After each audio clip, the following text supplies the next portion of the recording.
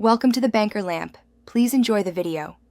In this video, I will show how to draw a Toyota Land Cruiser. First, grab your pencil and paper. We'll start by laying down the basic structure, focusing on getting the proportions right. Think of it as building a foundation before adding the intricate details. This initial step is crucial for ensuring your final drawing looks balanced and accurate. Don't worry about perfection at this stage, just get those main shapes down. Now, let's refine those basic shapes.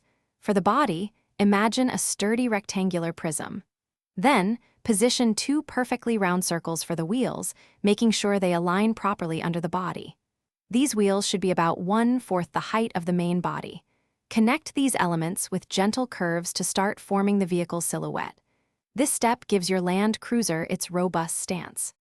With the basic form established, it's time to add the defining features. Focus on the front grille, giving it that signature Land Cruiser look with its distinct vertical bars. Next, carefully outline the windows, paying attention to their angles and sizes. Don't forget the side mirrors, which are small but important. Finally, place the headlights and taillights, ensuring they are proportionate and well-defined. For the final touches, carefully erase any construction lines that are no longer needed. Then, go over your desired lines with a darker pencil or pen to make your Land Cruiser stand out.